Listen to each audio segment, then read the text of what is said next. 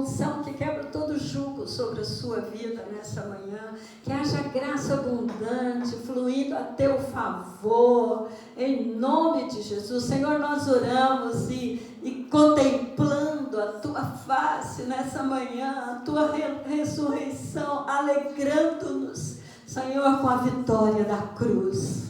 Que o Senhor nos dê espírito de revelação, de sabedoria, que haja clareza no nosso entendimento sobre a obra completa na cruz do Calvário e na ressurreição do Senhor a favor de todo aquele que crê. Obrigada pelo privilégio de estarmos aqui como família do Senhor. Obrigada por isso. E que cada um de nós possamos sair daqui cheios da tua graça, fluindo na tua unção, no teu poder, em nome de Jesus. Aleluia. Amém? Amém. Glória a Deus. Então, nós vemos que não era bem o meu assunto para hoje, né? Mas depois alguém falou para mim, não, fala sobre a Páscoa. Eu falei, ok, vamos meditar sobre a Páscoa. E a Páscoa, ela tem origem no Egito. No livro de Êxodo, lá no capítulo 12, temos a instituição desse memorial, né? Nós vemos que Êxodo foi algo assim tão fantástico, tão sobrenatural, tão extra-humano, não é? Tudo que aconteceu ali, inclusive as pragas, mas por último, a 10ª praga. Vamos ver lá no capítulo 12.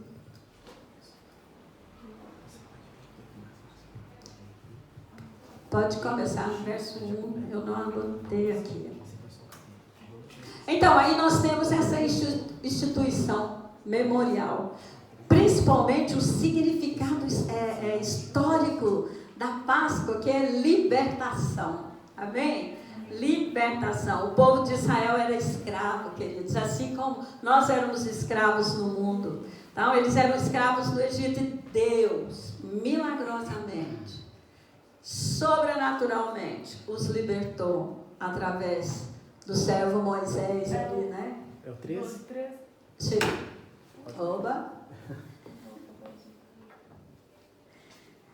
Então, nós podemos ver esses dois significados. Primeiro, libertação, e depois o significado profético da Páscoa, a redenção. E aí diz assim, o sangue vos será por sinal nas casas em que estiverdes. Vamos ver um pouquinho antes. O 12. Porque naquela noite passarei pela terra do Egito e ferirei na terra do Egito todos os primogênitos, desde os homens até os animais. Executarei juízo sobre todos os deuses do Egito. Eu sou o Senhor. Fantástico isso. Então, o sangue vos será por sinal nas casas em que estiverdes. Quando eu vi o sangue, passarei por vós, e não haverá entre vós praga destruidora, quando eu ferir a terra do Egito. Este dia vos será por memorial, e o celebrareis como solenidade ao Senhor nas vossas gerações, e celebrareis por estatuto perpétuo. Então, é muito válido ministrarmos sobre Páscoa hoje, porque a palavra é bem clara, para nós celebrarmos de gerações, nas nossas gerações, amém? Então, esse é o primeiro significado, passar o sangue e ser liberto, ser livre da morte. Hoje, o sangue de Jesus também nos faz livres, amém? E nós fomos libertos e passamos pela redenção, que é o segundo significado profético da Páscoa. Cristo, o nosso Cordeiro Pascal. Ele foi imolado. Vamos ver lá em 1 Coríntios 5, 7, 8. 1 Coríntios 5, 7, 8. Vamos ver o que a palavra diz.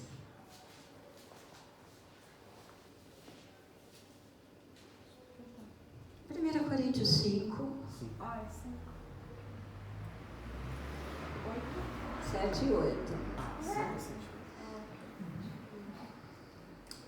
Lançai fora o velho fermento, para que sejais nova massa, pois sois de fato sem fermento, pois também Cristo, nosso Cordeiro Pascal, foi imolado. Verso 8. Por isso celebremos a festa, não com o velho fermento, nem com o fermento da maldade e da malícia, e sim com os asmos da sinceridade e da verdade. Eu estava meditando e pensando, meu Deus, esse teria que ser um dia em que cada cristão estivesse em júbilo, saltando de grande alegria, de muito júbilo diante do Senhor. Sabe, queridos, o cordeiro que foi morto pelos israelitas fala de Cristo, tudo aponta para Cristo.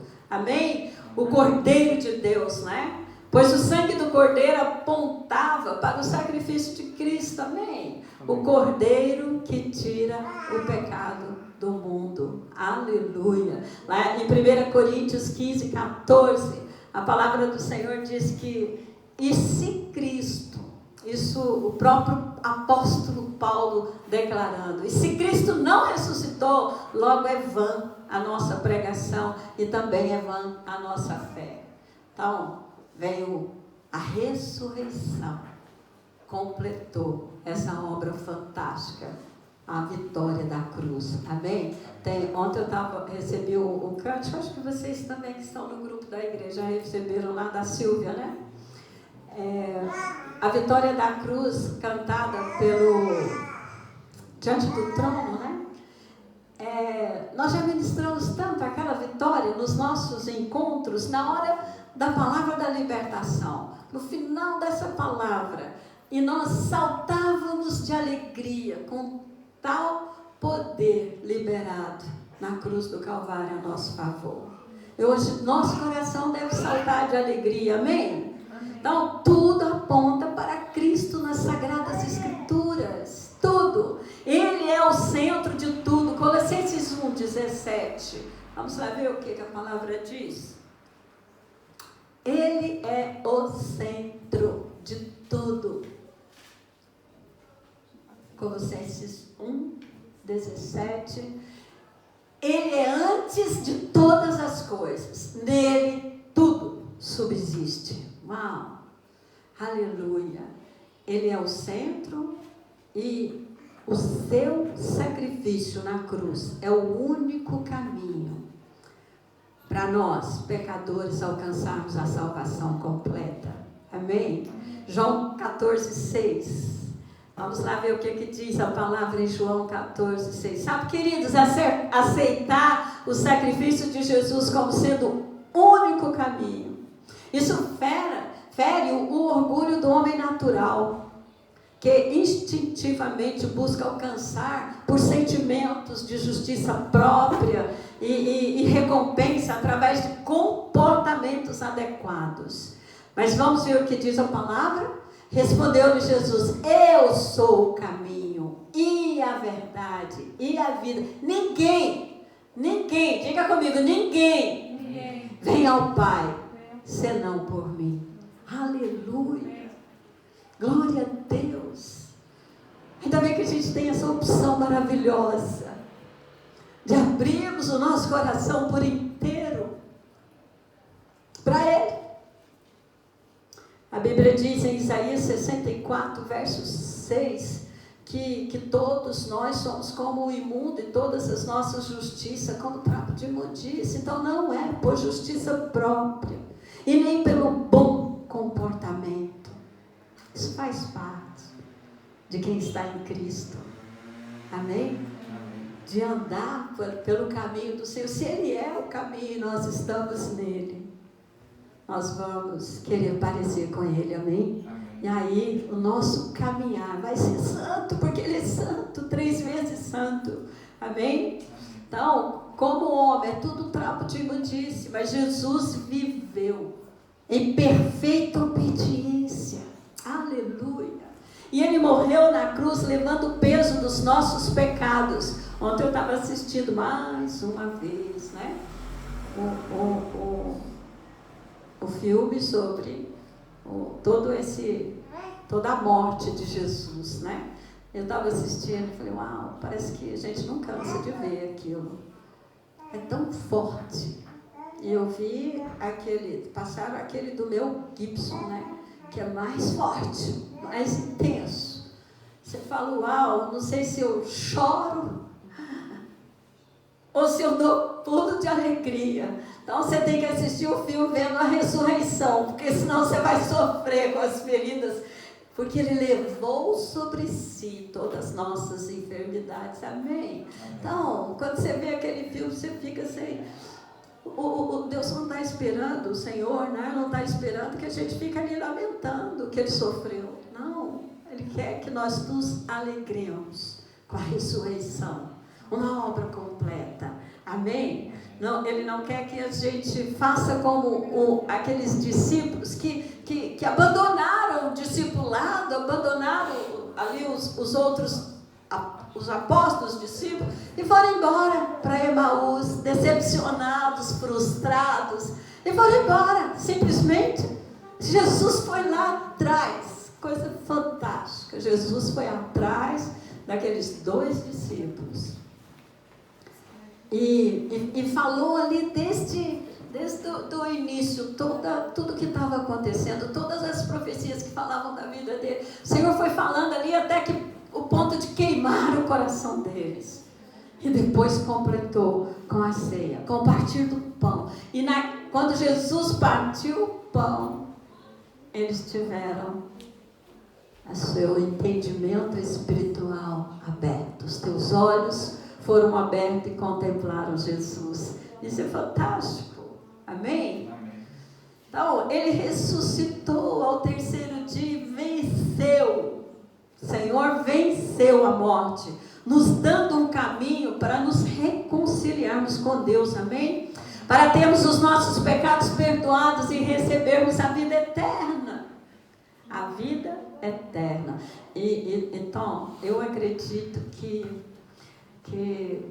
Adão teve tempo de intimidade com Deus, né? Com o Pai. Quando você falava, me veio o coração e a mente. Só que era o Pai que o procurava. Uau. Que coisa! Uau. Era o Pai que o procurava. A palavra fala, né, lá em Gênesis, que Deus vinha na virada do dia procurar Adão e Eva para ter com eles comunhão íntima. Amém. Não sei se tinha rede lá no jardim, né? Tinha muitas árvores. Não sei se tinha rede, cada um deitava ali numa rede, ficavam ali falando das grandezas da eternidade, né? Porque o que Deus ia falar com Adão, né? Olha, filho, na eternidade, uau! Eu não sei o que Deus falou com Adão, mas eu sei que ele vinha todos os dias. Até que um dia se deparou com um homem natural. O Pai nos ama de tal maneira que deu seu único filho. Diga, seu único filho. Lá em João 3,16, a palavra fala de que Ele amou de tal maneira que Ele deu. Ele deu o seu único filho.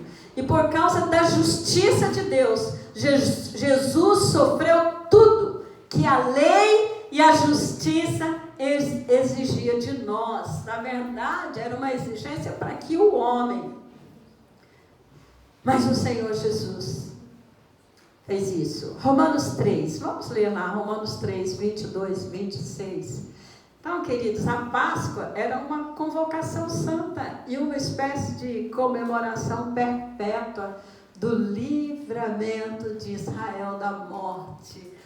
Romanos 3, 22 a 26. Então, justiça de Deus mediante a fé em Jesus Cristo, para todos e sobre todos os que creem, porque não há distinção, pois todos pecaram e carecem da glória de Deus, sendo justificados de graça, gratuitamente, por por sua graça, mediante a redenção que há em Cristo Jesus, a quem Deus propôs no seu sangue, como propiciação mediante a fé, para manifestar a sua justiça, por ter Deus, na sua tolerância, deixado impune os pecados anteriormente cometidos, até o 26, tendo em vista a manifestação da sua justiça no tempo presente, para ele mesmo ser justo e o justificador daquele que tem fé em Jesus Cristo. Aleluia. Aleluia. Nós somos aqueles que têm fé em Jesus Cristo, amém? Por esse motivo estamos aqui nessa manhã. Muitos estão com as famílias, alguns viajando, não é? Por quê? Porque naquele dia mesmo, a Páscoa, quando foi constituída, era para estar dentro da casa, com a família, amém? Então, a Páscoa era uma convocação santa e uma espécie de comemoração perpétua do livramento de Israel da morte. Então, era um testemunho permanente de que a sua salvação era através do sangue do Cordeiro. Amém, queridos? Sabe? Os pensamentos de Deus, eles são maiores que os meus, do que os seus. Então, se esses pensamentos são maiores, se os pensamentos de Deus são maiores do que os nossos, nós precisamos alinhar os nossos pensamentos com os dele. Amém? Precisamos alinhar e ter essa convicção clara de que Páscoa não é ovo de chocolate. Amém? Não é o que o mundo apresenta e que está celebrando. É impressionante, vocês entram no supermercado, a celebração é tão grande. E eu estava meditando esses dias, falando, meu Deus, como o mundo gosta de mentira. Já perceberam o quanto o mundo gosta de mentira? Porque quer uma mentira que eu acho que até as crianças percebem, que coelho não bota ovo, e muito menos de chocolate, que é o tamanho de uma mentira dessa, e que o mundo paga para celebrar. É muita mentira. Eu falo, gente, a humanidade rejeita a verdade de que Cristo é o caminho, Ele é a verdade, Ele é a vida. Mas eles aceitam de braços abertos e dentro das suas casas a mentira de que um coelho bota ovo de chocolate. É verdade. E muitos crentes entram para o mesmo caminho. Você vai no supermercado, os carrinhos não tem nada contra chocolate. Coma chocolate à vontade, principalmente quando abaixa o preço. Depois que passa a festa, o preço abaixa. Coma chocolate, porque faz bem. Mas seja alguém que se posicione contra a mentira. Amém, queridos? Amém. Aleluia. Então, a verdadeira Páscoa, ela é uma pessoa e nós não podemos esquecer disso. Ela é Jesus Cristo de Nazaré. Então, ao longo do tempo, muitas das vezes, a ceia do Senhor, nós vamos ter a ceia, que faz parte. Então, tem sido vista e utilizada como uma rotina, chegando ao ponto de se tornar um ritual religioso. Não é assim que está no coração de Deus Pai. Amém? Não é assim. Vamos ver 1 Coríntios 11, verso 23 a 30. Eu quero falar um pouquinho sobre a ceia, que nós vamos fazendo como família, vamos participar desse momento, mas com um entendimento correto. Que gratuitamente, de graça, nós fomos comprados por preço de sangue. Amém? Que o Senhor derramou o seu sangue a nosso favor. E aqui diz assim, porque eu recebi do Senhor o que também vos entreguei. Que o Senhor Jesus, na noite em que foi traído, tomou o pão e, tendo dado graças, o partiu e disse, isto é o meu corpo, que é dado por vós. Fazei isto em memória de mim. Por semelhante modo, depois de haver ceado, tomou também o cálice, dizendo: este cálice é a nova aliança no meu sangue. Fazei isto todas as vezes que o beberdes, em memória de mim. Porque todas as vezes que comerdes este pão e beberdes o cálice, anunciais a morte do Senhor, até que Ele venha. Por isso, aquele que comer o pão e beber o cálice do Senhor indignamente será réu do corpo e do sangue do Senhor. Examine-se, pois, o homem a si mesmo, e assim coma do pão e beba do cálice. Pois quem come e bebe sem discernir o corpo, come e bebe juízo para si. Eis a razão, porque há entre vós muitos fracos, doentes, e não poucos os que dormem. Muito bem, vamos ver o que é isso. A ceia é quando você renova a sua aliança com o Senhor, amém? A ceia é também quando você declara que é corpo e faz parte do corpo. Aleluia. Amém. Então, a ceia também quando você diz que saiu do mundo e de tudo que pertence ao sistema do mundo. A ceia é quando você afirma que pertence ao reino de Deus. Amém? Esta é apenas uma passagem que fala sobre a ceia. E nós vamos ver outra, lá em Mateus 26, onde o Senhor Jesus fala da ceia. Mateus 26. Tendo Jesus acabado todos estes ensinamentos, disse a seus discípulos, Mateus 26, 26. Bem lá embaixo.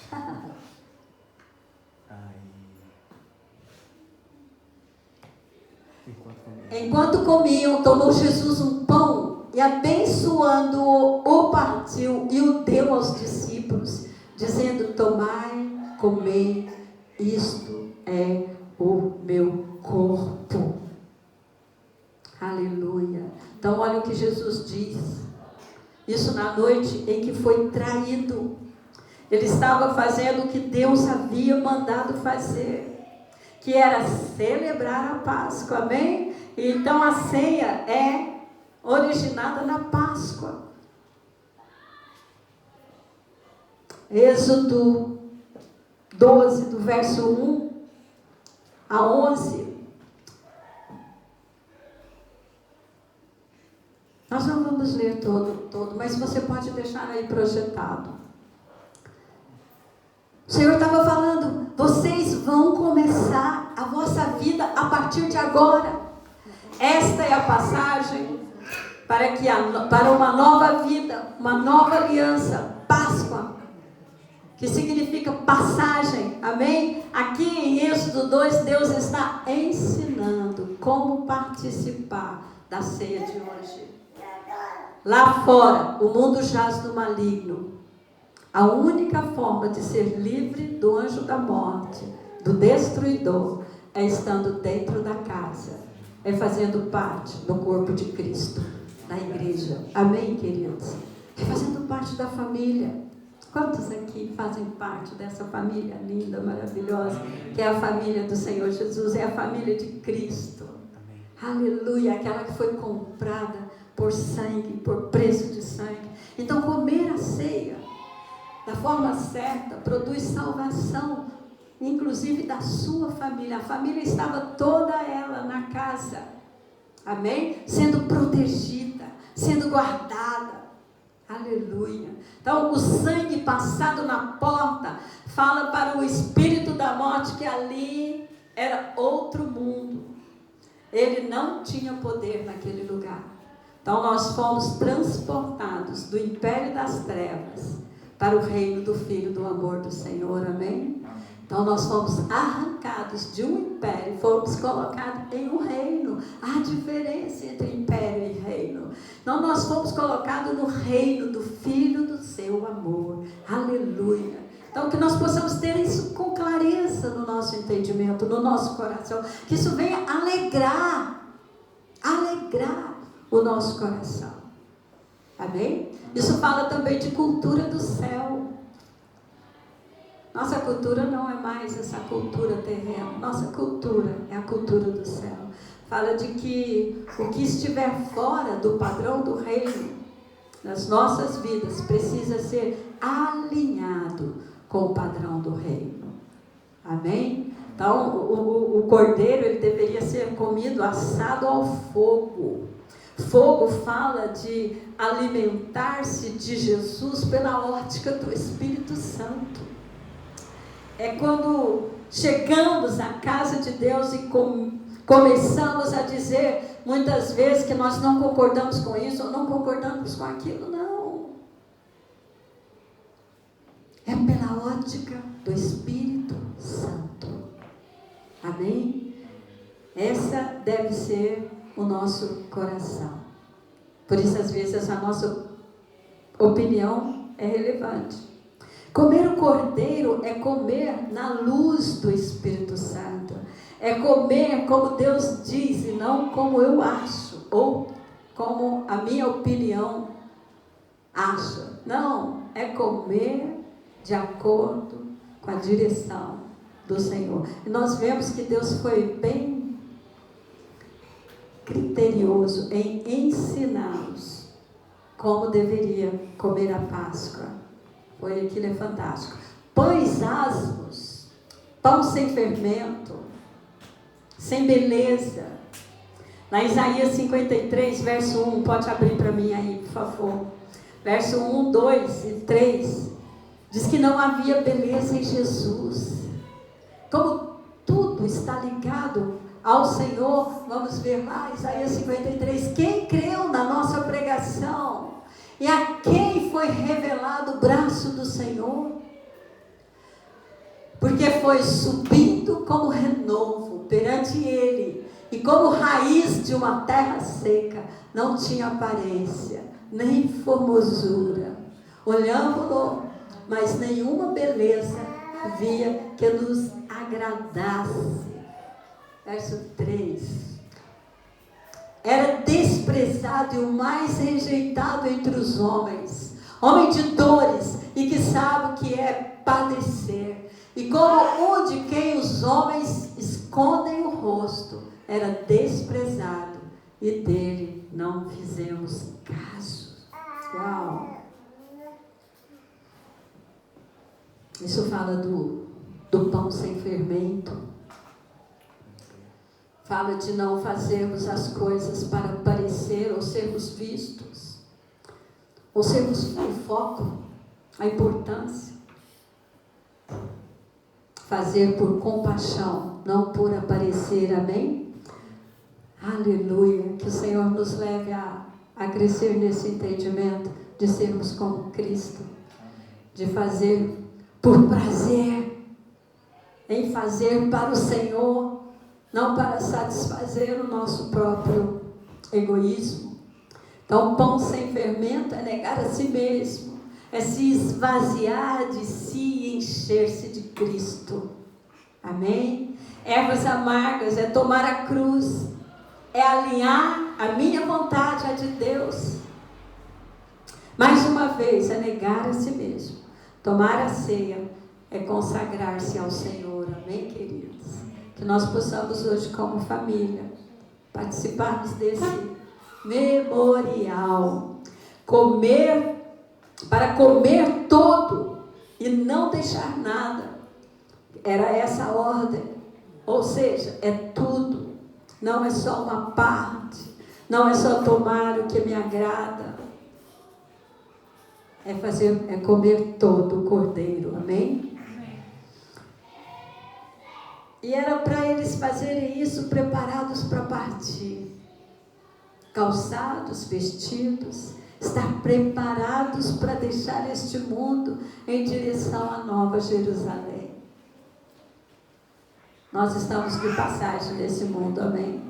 Estamos aqui de passagem, a palavra fala que nós somos estrangeiros aqui. Estou de passagem deste mundo para o reino de Deus. Então, participar da ceia, sem esperar, desejar a volta de Jesus, Isso é não discernir o corpo. Então nós precisamos discernir o corpo. Amém? E desejar, termos em nosso coração uma sede. Ou um fogo queimando, né? Desejando a volta do Senhor Jesus. Amém? Isso é digno. Então não tenha outro projeto, outro sonho que não seja o de Deus Pai para a sua vida. Jesus Cristo, Ele é o foco, amém? Nós devemos ganhar nossos colegas, amigos, familiares, etc. E junto com isso, viver, se nós tivermos bens financeiros, vai ser bênção na nossa vida. É só um acréscimo, né? Mas o foco é termos a Cristo por inteiro no nosso coração. Amém? Então a ceia fala de corpo, de ser um só com Cristo. O maior milagre que está, então, nós temos sobre essa cidade, sobre esse país, sobre essa região, precisa e é ver a igreja como uma só pessoa. É ver a igreja de Cristo. As portas do inferno não prevalecerão contra essa igreja de uma só pessoa, Cristo. Nossa, isso é fantástico, não? A igreja de uma só pessoa. Isso fala de unidade plena, unidade de coração, unidade de fé. Unidade de fé. Que coisa fantástica. Quando você vê Paulo orientando, deixa eu ver se eu lembro o texto.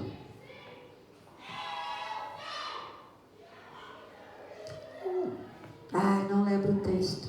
Está no meu coração, mas eu não lembro. Efésios. Vai passar, fica para o próximo. Mas essa é a unidade fantástica que nós temos que ter, queridos. Essa unidade da fé. Como é que tem sido a nossa fé? Eu quero participar com você em unidade de coração nessa manhã.